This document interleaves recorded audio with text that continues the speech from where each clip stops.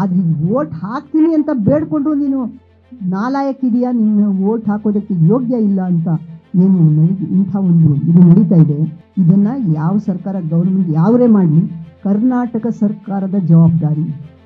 ಆ election commissioner ಮೇಲ್ನೋಟಕ್ಕೆ ಬಿಜೆಪಿಯ ಕೈಗೊಂಬಿಯಂತೆ ವರ್ತಿಸುತ್ತಿದ್ದಾರೆ. ತಂದೆನೂ ಇದ್ದಾನೆ, ಮಗನೂ ಇದ್ದಾನೆ. ಆ ತಂದೆಗೆ ಆ ಮಗನಿಗೆ ಅವ್ರ ಸುಪುರ್ದ ಕೊಡೋಕ್ಕೆ ಸಾಧ್ಯವಾಗಲೇ ಇಲ್ಲ. SIR ಅಲ್ಲಿ ನಿಮ್ಮ ವೋಟರ್ ಲಿಸ್ಟ್ ಇಲ್ಲ ಅಂತ ಹೇಳಿದರೆ ಸಿಟಿಸನ್ಶಿಪ್ ಇಲ್ಲ. ಕರ್ನಾಟಕದ ಸಮಸ್ತ ಜನತೆಗೆ 75 ಲಕ್ಷ ಜನರಿಗೂ ಹೆಚ್ಚು ಜನರಿಗೆ ಈ ವಿಚಾರವನ್ನು ಮುಟ್ಟಿಸಿ ಬಂದಿದ್ದೀವಿ. 10% ಪಾಪ್ಯುಲೇಷನ್ನ ವೋಟ್ ಇಲ್ದಂಗೆ ಮಾಡುವಂತಹ ಒಂದು ದೊಡ್ಡ ಷಡ್ಯಂತ್ರ ಏನು ನಡೀತಿದೆ, ಇದನ್ನು ನಾವು ಯಾರು ಮನುಷ್ಯರಾಗಿ ನಾವಿಲ್ಲಿ ಒಪ್ಪಕ್ಕೆ ಸಾಧ್ಯ ಇಲ್ಲ. ಡಾಕ್ಯುಮೆಂಟೇಷನ್ ಇಲ್ಲದೆ ಇರೋ ಸಿಟಿಸನ್ಸ್ ನಮ್ಮ ದೇಶದಲ್ಲಿ ಅವಿದ್ಯಾವಂತರು, ಬಡವರು, ಮಾರ್ಜಿನಲ್ಲಿ ದುಡಿದ್ದಾರೆ. ಇವರು ಕೈ ಬಿಟ್ಟು ಹೋಗ್ತಾ ಇದ್ದಾರೆ ಅನ್ನೋ ಒಂದು ನೋವಿದೆ ನಮಗೆ. ಅದಕ್ಕೆ ನಾವು ವಿರೋಧಿಸ್ತಾ ಇದ್ದೀವಿ. ಸರ್ಕಾರಕ್ಕಾಗಿ ಜನ ಅಲ್ಲ, ಜನಗಳಿಗಾಗಿ ಸರ್ಕಾರ ಅನ್ನೋದನ್ನು ಈ ಸರ್ಕಾರ ಅರ್ಥ ಮಾಡ್ಕೋಬೇಕಾಗಿದೆ. ಯಾಕೆಂದರೆ ಜನಗಳ ಭಾವನೆಗಳಿಗೆ ಬೆಲೆ ಕೊಡದೆ ಅವರು ತಮ್ಮದೇ ತಾವು ಹೇಳ್ತಾ ಇರೋದಕ್ಕೆ ಸಾಧ್ಯ ಇಲ್ಲ. ಹಾಗೆ ಹೇಳಿದರೂ ಕೂಡ ಅದು ಪ್ರಜಾಪ್ರಭುತ್ವದ ಲಕ್ಷಣ ಅಲ್ಲ. ಈಗ ಪಾಸ್ಪೋರ್ಟು ಇಲ್ಲ ನನ್ನ ಹತ್ರ, ನಾನು ಒಬ್ಬ ಮಂತ್ರಿಯಾಗಿದ್ದಳು, ನಾನು SSLCನೂ ಓದಿಲ್ಲ, ಅವ್ರು ಹೇಳ್ತಿರೋವಂಥ ಯಾವುದೂ ನನ್ನ ಹತ್ರ ಇಲ್ಲ.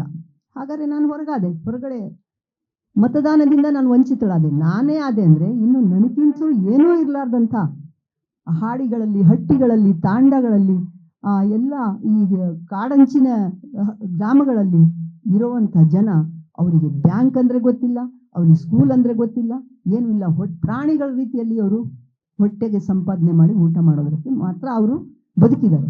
ಅಂಥದ್ರಲ್ಲಿ ನೀವು ಅವ್ರನ್ನೆಲ್ಲರನ್ನೂ ಕೂಡ ಕೊನೆ ಪಕ್ಷ ಅವ್ರು ವೋಟ್ ಕೊಟ್ಟು ಈ ನಾಡಿನ ಪ್ರಜೆಯಾಗಿ ಏನೋ ಇರುವಂಥ ಸರ್ಕಾರಿ ಸೌಲಭ್ಯಗಳನ್ನು ಪಡ್ಕೊಂಡು ಯಾವ ರೀತಿಯಿಂದ ಬದುಕಬೇಕೋ, ಮುಂದೆ ಬದುಕು ಕಟ್ಕೊಳ್ಳೋವಂಥ ಒಂದು ಅವಕಾಶ ಇತ್ತು. ಮೊದಲೆಲ್ಲ ನಮಗೆ ಮತ ಕೊಡಿ ಅಂತಿದ್ರಷ್ಟೇ. ನೀವು ಯಾವ್ದು ಇಂಥದ್ದು ಕೊಡಿ ಅಂಥದ್ದು ಕೊಡಿ ಅನ್ನೋದಕ್ಕಿಂತಲೂ ಹೋಗಿ ವೋಟ್ ಹಾಕಿ, ಮೊದಲು ವೋಟ್ ಹಾಕಿ ಅಂತಿದ್ವಿ. ನಮಗೆ ಬೇರೆ ಕಷ್ಟಗಳೇ ಗೊತ್ತಿರಲಿಲ್ಲ. ಎಷ್ಟೋ ಜನ ಮಧ್ಯಮ ವರ್ಗದ ಜನ ಆ ದಿವಸವನ್ನು ಬೇರೆ ಬೇರೆ ಕಡೆ ಹೋಗಿ ಮಜಾ ಖುಷಿಯಾಗಿ ಎಲ್ಲೆಲ್ಲೋ ಹೋಗಿ ಬಂದು ವೋಟ್ ಹಾಕ್ತಿರ್ಲಿಲ್ಲ. ಅದನ್ನೆಲ್ಲ ನಾವು ಖಂಡಿಸ್ತಿದ್ವಿ. ಅಲ್ಲ, ನಿಮಗೆ ಮತದಾನದ ಮಹತ್ವ ಗೊತ್ತಿಲ್ವಾ? ಈ ರೀತಿಯಾಗಿ ನೀವು ಎಲ್ಲೆಲ್ಲೋ ಹೋಗ್ತಿರಲ್ಲ, ನೀವು ವೋಟ್ ಹಾಕಿ ಮೊದಲು ಅಂತ. ಆದ್ರೆ ವೋಟ್ ಹಾಕ್ತೀನಿ ಅಂತ ಬೇಡ್ಕೊಂಡು ನೀನು ನಾಲಾಯಕ್ಕಿದೆಯಾ, ನಿನ್ನ ವೋಟ್ ಹಾಕೋದಕ್ಕೆ ಯೋಗ್ಯ ಇಲ್ಲ ಅಂತ ಏನು ಇಂಥ ಒಂದು ಇದು ನಡೀತಾ ಇದೆ. ಇದನ್ನ ಯಾವ ಸರ್ಕಾರ, ಗೌರ್ಮೆಂಟ್ ಯಾವರೇ ಮಾಡಲಿ, ಕರ್ನಾಟಕ ಸರ್ಕಾರದ ಜವಾಬ್ದಾರಿ. 100% ಶುದ್ಧ ಶ್ರೀಗಂಧ ಎಣ್ಣೆಯಿಂದ ತಯಾರಾಗಿದೆ. ಅಸಲಿ ಉತ್ತಮಿಕೆಯನ್ನು ಹೊಂದಿದೆ. ಮೈಸೂರ್ ಸ್ಯಾಂಡಲ್ ಸೋಪ್, ನನ್ನ royal beauty ritual. We are at a point in the SIR process where we are in the third phase.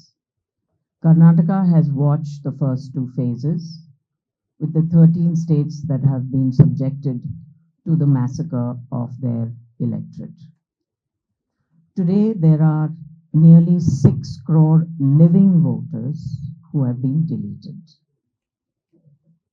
Karnataka is trying to play a role here of seeing what is the response that is actually required to shift the way the electoral process is being interpreted by this current election commission and the central government. In Karnataka, having watched Bihar, West Bengal, Tamil Nadu, Kerala, even Assam, what is really important for us is first what has happened through our jatas, the 5 teams that went out, because people have to be aware. People have to be aware of what is happening to their democracy, our democracy. The second part of it, which unfortunately was missing in the previous states, is that we need a genuine alternative voter list. Otherwise, we do not have a way of pushing back on the voter list that comes out on the 7th of October of this year, which is the SIR voter list. So, within the ECI manual, there is a way, there is a process that provides a way to create a proper, transparent, fully transparent, with people's participation to create a voter list. ಇದು SIR ನಾವು ಯಾಕೆ ವಿರೋಧಿಸ್ತಾ ಇದ್ದೇವೆ? First of all the reason for why we are objecting the SIR ಯಾಕಂತ ಹೇಳಿದರೆ, ಇದು ಅದು ಸ್ಟಾರ್ಟಿಂಗಿಂದ ಏನಾಗಿದೆ ಅಂತ ಹೇಳಿದರೆ, SIR ಅಸಂವಿಧಾನಿಕ ಅಂತ ನಮ್ಗೆ ಗೊತ್ತಾಯ್ತು, ಅವೈಜ್ಞಾನಿಕ, ದೋಷಪೂರಿತ, ದುರುದ್ದೇಶಪೂರಿತ, ಈ 4 ಅಂಶ ನಾವು ಅಬ್ಸರ್ವ್ ಮಾಡಿ ಇದನ್ನ ನಾವು ವಿರೋಧಿಸ್ತಾ ಇದ್ದೇವೆ.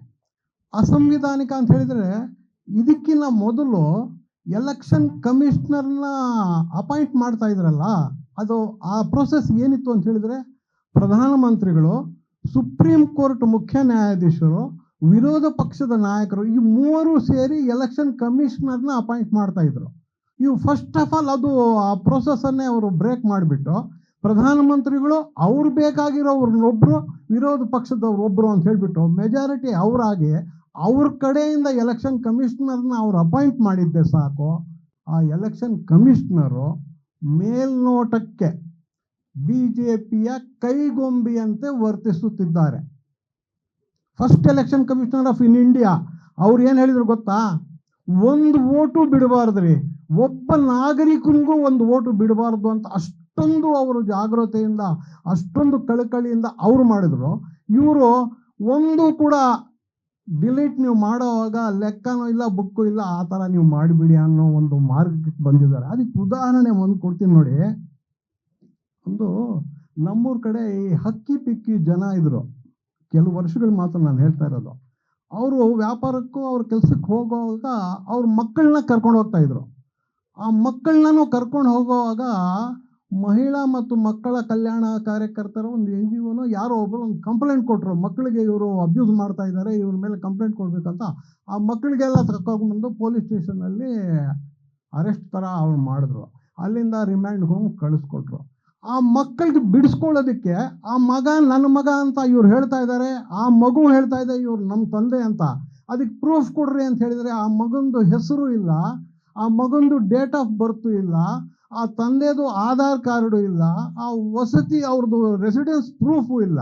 ತಂದೆನೂ ಇದ್ದಾನೆ, ಮಗನೂ ಇದ್ದಾನೆ. ಆ ತಂದೆಗೆ ಆ ಮಗನಿಗೆ ಅವ್ರ ಸುಪುರ್ತು ಕೊಡೋಕ್ಕೆ ಸಾಧ್ಯವಾಗಲೇ ಇಲ್ಲ. ಎಷ್ಟೋ 1 ವಾರ 15 ದಿನ ಅದು ಒಂದು ಕಾನೂನಿಗೆ ಕ್ರಮ ನಡೆದು ತಹಸೀಲ್ದಾರ್ ಬಂದು ಅವ್ರಿಗೆ ತಾತ್ಕಾಲಿಕ ಒಂದು ರೆಸಿಡೆನ್ಸ್ ಸರ್ಟಿಫಿಕೇಟ್ ಕೊಟ್ಬಿಟ್ಟು ಅಫಿಡವಿಟ್ ಮಾಡಿಸಿ ಆ ಮಕ್ಕಳನ್ನ ಅವ್ರು ಕೊಟ್ಟರು. ಯಾಕಂತ ಹೇಳಿದ್ರೆ ಇಂತಹ ಒಂದು ಹಕ್ಕಿ ಪಿಕ್ಕಿ ಜನ ಅಂತ ಹೇಳಿದ್ರೆ ಅಲೆಮಾರಿಗಳು ನಮ್ಮ ದೇಶದಲ್ಲಿ ಎಷ್ಟಿದ್ದಾರೆ ಅಂತ ಹೇಳಿದ್ರೆ ಲಕ್ಷ ಅಲ್ಲ, total national level some crores ಇದ್ದಾರೆ. ಎರಡನೇದು, ಮೊನ್ನೆ ಒಂದು 2 ವರ್ಷದ ಕೆಳಗಡೆ ಕಂಟೋನ್ಮೆಂಟ್ ರೈಲ್ವೆ ಸ್ಟೇಷನ್ನಲ್ಲಿ ಮದ್ರಸಾ ಮಕ್ಕಳು ಬಿಹಾರಿಂದ ಕರ್ಕೊಂಡ್ಬರೋವಾಗ ಚೈಲ್ಡ್ ಟ್ರಾಫಿಕಿಂಗ್ ಆಗ್ತಾ ಇದೆ ಅಂದ್ಬಿಟ್ಟು ಅವ್ರು ಕರ್ಕೊಂಡು ಹೋಗ್ಬಿಟ್ರು, ರಿಮ್ಯಾಂಡ್ ಹೋಮಲ್ಲಿ ಆಗಿಬಿಟ್ರು. ಅವ್ರದ್ದು ಸೇಮ್ ಪ್ರಾಬ್ಲಮ್. ಆ ಮಕ್ಕಳದು ಆಧಾರು ಇಲ್ಲ, ಡೇಟ್ ಆಫ್ ಬರ್ತು ಇಲ್ಲ, ಅವ್ರ ಪೇರೆಂಟ್ಸ್ ಅವ್ರಿಗೆ ಹ್ಯಾಂಡ್ ಓವರ್ ಕೊಡೋಕ್ಕೆ. ಈ ಥರ ಡಾಕ್ಯುಮೆಂಟೇಶನ್ ಇಲ್ಲದೆ ಇರೋ ಸಿಟಿಸನ್ಸ್ ನಮ್ಮ ದೇಶದಲ್ಲಿ ಅವಿದ್ಯಾವಂತರು, ಬಡವರು, ಮಾರ್ಜಿನಲೈಸ್ಡ್ ಇದ್ದಾರೆ. ಇವ್ರು ಕೈ ಬಿಟ್ಟು ಹೋಗ್ತಾ ಇದ್ದಾರೆ ಅನ್ನೋ ಒಂದು ನೋವಿದೆ ನಮಗೆ. ಅದಕ್ಕೆ ನಾವು ವಿರೋಧಿಸ್ತಾ ಇದ್ದೀವಿ sir. First of all the second point ಏನಂತ ಹೇಳಿದ್ರೆ, SIR ಅಲ್ಲಿ ನಿಮ್ಮ ಹೆಸರು ಬರಲಿಲ್ಲ, ನೀವು ವೋಟರ್ ಲಿಸ್ಟಲ್ಲಿ ಇಲ್ಲ, ಒಂದು ಪ್ರಶ್ನೆ ಬಂದ ತಕ್ಷಣ 2 ಭಯಂಕರವಾದ ಆತಂಕ ಮತ್ತು ಭಯ, ಪರ್ಟಿಕ್ಯುಲರ್ಲಿ ಇಂದು ಅಲ್ಪಸಂಖ್ಯಾತರು ಮನಸ್ಸಲ್ಲಿ ಅವ್ರು ಹಾಕಿದ್ದಾರೆ. ನಿಮಗೆ SIR ಅಲ್ಲಿ ನಿಮ್ಮ ವೋಟರ್ ಲಿಸ್ಟ್ ಇಲ್ಲ ಅಂತ ಹೇಳಿದ್ರೆ ಸಿಟಿಸನ್ಶಿಪ್ ಇಲ್ಲ. ಆತ್ಮೀಯ ಮಾಧ್ಯಮ ಮಿತ್ರರೇ, ಈಗಾಗಲೇ ಇಡೀ ಕರ್ನಾಟಕದಾದ್ಯಂತ SIR ಬಗ್ಗೆ ಅನೇಕ ಜನ ಬುದ್ಧಿಜೀವಿಗಳಿಗೆ, ಬಹುಸಂಖ್ಯಾತರಿಗೆ ಅದರ ಒಳ ವಿಚಾರಗಳು ತಿಳಿದಿದೆ. ಆದರೆ ಎದ್ದೇಳು ಕರ್ನಾಟಕ ಜನಸಾಮಾನ್ಯರಿಗೆ ಈ ವಿಚಾರವನ್ನು ಮುಟ್ಟಿಸಬೇಕು. 3ನೇ ಜಾಥಾ ಉತ್ತರ ಕನ್ನಡದಿಂದ ಚಿತ್ರದುರ್ಗ ಜಿಲ್ಲೆ ತನಕ ಮಾಡಿದ್ವಿ. 4ನೇ ಜಾಥಾ ತುಮಕೂರಿನಿಂದ ಸುತ್ತಾಡಿ ರಾಮನಗರ ತನಕ ಮಾಡಿದ್ವಿ. ಉಡುಪಿಯಿಂದ ಮಂಡ್ಯದ ತನಕ ಯಶಸ್ವಿಯಾಗಿ ಜಾಥಾ ಮಾಡಿ 5 ಜಾಥಾಗಳಲ್ಲಿ ಒಂದೊಂದು ಜಾಥಾದಲ್ಲಿ 6 ಜಿಲ್ಲೆಗಳನ್ನು ಆಯ್ಕೆ ಮಾಡಿ ನಾವು ಇದನ್ನು ಪ್ರಚಾರ ಮಾಡ್ತಾ ಬಂದ್ವಿ. ತಮಗೆ ಗೊತ್ತಿರಲಿ, 31 ಜಿಲ್ಲೆ 120 ತಾಲೂಕುಗಳನ್ನು ಸಂಚರಿಸಿ 170 ಸಭೆಗಳನ್ನು ನಾವು ಮಾಡಿದ್ದೀವಿ. 100 ಕಡೆ ಪತ್ರಿಕಾಗೋಷ್ಠಿಯನ್ನು ನಡೆಸಿ ಎಚ್ಚರಿಸಿದ್ದೀವಿ. ಜನರು ಭಾಳ ಆತಂಕದಲ್ಲಿ ನಮ್ಮ ವಿಚಾರಗಳನ್ನು ಕೇಳಿದರು. ಸುಮಾರು ಕರ್ನಾಟಕದ ಸಮಸ್ತ ಜನತೆಗೆ 75 ಲಕ್ಷ ಹೆಚ್ಚು ಜನರಿಗೆ ಈ ವಿಚಾರವನ್ನು ಮುಟ್ಟಿಸಿ ಬಂದಿದ್ದೀವಿ. ಪತ್ರಿಕಾಗೋಷ್ಠಿಗಳ ಮೂಲಕ ಲೆಕ್ಕ ತಗೊಂಡ್ರೆ 1.5-2 ಕೋಟಿ ಜನರಿಗೆ ಈ ವಿಚಾರವನ್ನು ರೀಚ್ ಮಾಡಿದ್ದೀವಿ. ಇದರ ಆತಂಕಗಳೇನು, ಇದನ್ನು ಬಗೆಹರಿಸುವ ರೀತಿ ಹೆಂಗ, ನಿಜವಾದ ಭಾರತೀಯರ ನೈಜ ಓಟು ಉಳಿಯದು ಹೆಂಗ ಅನ್ನೋದನ್ನು ಭಾಳ ವಿವರವಾಗಿ ಈ ಜಾಥವನ್ನು ಶ್ರಮಪಟ್ಟು ಎದ್ದೇಳು ಕರ್ನಾಟಕ ನಡೆಸಿದ್ವಿ. ಒಂದು ಸ್ವಾತಂತ್ರ್ಯ ಬಂದಾಗಲಿಂದ ಹಿಡಿದು ಇದುವರೆ ತನಕ ಬಂದಂಥ ಎಲ್ಲ ಸರ್ಕಾರಗಳು ಎಲ್ಲ ಜನತೆಗೆ, ಎಲ್ಲ ವರ್ಗ, ಎಲ್ಲ ಜಾತಿ, ಎಲ್ಲ ಸಮುದಾಯ, ಎಲ್ಲ ಲಿಂಗ, ಎಲ್ಲ ಭಾಷೆ, ಎಲ್ಲ ಜನರಿಗೆ ಕೊಟ್ಟಂಥ ಒಂದೇ ಒಂದು ವಿಚಾರ ಏನಪ್ಪ ಅಂದರೆ ಓಟ್. ಎಲ್ಲರಿಗೂ ಸಿಕ್ಕಿದ್ದು ಓಟ್ ಒಂದೇ ಈ ದೇಶದೊಳಗೆ, ಮಿಕ್ಕಿದ್ದು ಯಾವ ಸಿಗಲಿಲ್ಲ ಎಲ್ಲರಿಗೂ. ಆ ಒಂದೇ ಒಂದು ಎಲ್ಲರಿಗೂ ಏನು ಸಿಕ್ಕಿತ್ತೋ ಅದಕ್ಕೂ ಕತ್ತರಿ ಹಾಕುವಂತಹ ಅಲ್ಪ ಸ್ವಲ್ಪ ಅಲ್ಲ, ಕೋಟ್ಯಾಂತರ ಜನರನ್ನು, ಹೆಚ್ಚು ಕಡಿಮೆ 10% ಪಾಪ್ಯುಲೇಷನ್ನ ಓಟ್ ಇಲ್ದಂಗೆ ಮಾಡುವಂತಹ ಒಂದು ದೊಡ್ಡ ಷಡ್ಯಂತ್ರ ಏನು ನಡೀತಿದೆ, ಇದು ನಾವ್ಯಾರು ಮನುಷ್ಯರಾಗಿ ನಾವಿದ್ರ ಒಪ್ಪಕ್ಕೆ ಸಾಧ್ಯ ಇಲ್ಲ. ಅದಕ್ಕೋಸ್ಕರ ಇಷ್ಟು ಉತ್ಕಟವಾದಂಥ ಕ್ಯಾಂಪೇನ್ ನಡೀತಾ ಇದೆ. ವೀರ್ ಸಂಘೆಯವರು ಶುರು ಮಾಡ್ತಾ 13ನೇ ತಾರೀಕು ಜನಜಾಗೃತಿ ಜಾಥಾಗಳು ಪ್ರಾರಂಭಗೊಂಡವು ಅಂತ ಹೇಳಿದ್ರು. 13ನೇ ತಾರೀಕು ಪ್ರಾರಂಭಗೊಂಡವು, ಆದರೆ ಇದು ಕೊನೆಗೊಂಡಿಲ್ಲ. ಜಾಥಾಗಳು ಕೊನೆಗೊಳ್ಳೋದಿಲ್ಲ. ಕರ್ನಾಟಕದ ಪ್ರತಿಯೊಬ್ಬ ನಾಗರಿಕರಿಗೂ ಕೂಡ ಅವರ ಓಟು ಗ್ಯಾರಂಟಿ ಆಯಿತು ಅನ್ನೋದು ಖಾತ್ರಿ ಆಗೋ ತನಕನೂ ಕೂಡ ಈ ಜಾಥಾಗಳು ನಿಲ್ಲಲ್ಲ. ಇದು ನಿರಂತರ ಆಗ್ತದೆ. ಕರ್ನಾಟಕ ಇದನ್ನೊಂದು ಚಾಲೆಂಜ್ ಆಗಿ ತಗೊಂಡಿದೆ. ಇದು ನಾವು ಕರ್ನಾಟಕದ ಒಂದು ಚಾಲೆಂಜ್, ಕರ್ನಾಟಕದ ಒಂದು ಬಿಗ್ ಫೈಟ್ ನೋಡೇ ಬಿಡೋಣ. ಇವ್ರದ್ದೊಂದು ಅಶ್ವಮೇಧ ಯಾಗವನ್ನು ಇದುವರೆ ತನಕ ಯಾರು ಕಟ್ಟಾಕಿಲ್ಲ. ಕರ್ನಾಟಕ ಈ ಸರಿ ಕಟ್ಟಾಕುತ್ತೆ. 2023ರಲ್ಲಿ ಇವರು ಅಜೇಯರು ಅನ್ಕೊಂಡಿದ್ದಂಥ ಇವರ ಖ್ಯಾತಿನ ಮುರಿದಾಕ್ತು ಕರ್ನಾಟಕ. ಈಗ SIRನ ಯಾರೂ ತಡೆಯೋಕ್ಕಾಗಲ್ಲ ಅನ್ನುವಂತಹ ಒಂದು ಭ್ರಮೆನ ಕ್ರಿಯೇಟ್ ಮಾಡ್ತಾ ಇದ್ದಾರೆ. ಅದರ ಕರ್ನಾಟಕನ ಸೋಲಿಸುತ್ತೆ. ಅದರ ಒಂದು ಝಲಕ್ ನಿಮಗೆ ನಾಳೆ ಸಿಗುತ್ತೆ. ಯಾಕೆ ನಾಳೆ ಝಲಕ್ ಸಿಗುತ್ತೆ ಅಂತ ಹೇಳಿದ್ರೆ, ಇದುವರೆ ತನಕ ಕರ್ನಾಟಕದ ಇತಿಹಾಸದಲ್ಲೇ ನಡೀದಲ್ಲೇ ಇರುವಂಥದ್ದು ನಾಳೆ ನಡೀತದೆ. ನಾಳೆ ನಮ್ಮ ಕಾರ್ಯಕ್ರಮದ ಬಗ್ಗೆ ಕೊಚ್ಕೋಬೇಕು ಅಂತ ಇದನ್ನು ಹೇಳ್ತಾ ಇಲ್ಲ, ಒಂದು ವಿದ್ಯಮಾನವನ್ನು ಹೇಳ್ತಾ ಇದ್ದೀನಿ. ನಾಳೆ ವೇದಿಕೆಯ ಮೇಲೆ ನೀವು ಅಚ್ಚರಿ ಪಡುವ ರೀತಿಯಲ್ಲಿ ಕರ್ನಾಟಕದ 230 ಸಂಘಟನೆ ಮತ್ತು ಪಾರ್ಟಿಗಳ ಲೀಡರ್ಸ್ ಇರ್ತಾರೆ. ಇಂಥ ಪಾರ್ಟಿ, ಇಂಥ ಸಂಘಟನೆಯವರು ಇಲ್ಲ ಅಂತ ನೀವು ಹೇಳಕ್ಕೆ ಬರೋಲ್ಲ. BJP, JDS, ಸಂಘ ಪರಿವಾರ ಈ ಮೂರನ್ನು ಹೊರತುಪಡಿಸಿ ಮಿಕ್ಕಂತೆ ಕರ್ನಾಟಕದ ಧಾರ್ಮಿಕ, ಸಾಂಸ್ಕೃತಿಕ, ಸಾಮಾಜಿಕ, ರಾಜಕೀಯ ವಲಯದ ಪ್ರತಿಯೊಂದು ಸಂಘಟನೆಯ, ಪ್ರತಿಯೊಂದು ಪಾರ್ಟಿಯ ಮುಖಂಡರುಗಳು ನಾಳೆಯಲ್ಲಿರ್ತಾರೆ. ಮತ್ತಷ್ಟು ವಿಶೇಷ ವಿಡಿಯೋಗಳನ್ನು ನೋಡಲು ಮತ್ತು ಹೊಸ ವಿಡಿಯೋಗಳ ಬಗ್ಗೆ ತಿಳಿಯಲು ಈ ದಿನ .com ಯೂಟ್ಯೂಬ್ ಚಾನೆಲ್ ಸಬ್ಸ್ಕ್ರೈಬ್ ಮಾಡಿ ಮತ್ತು ಬೆಲ್ ಐಕಾನ್ ಕ್ಲಿಕ್ ಮಾಡಿ.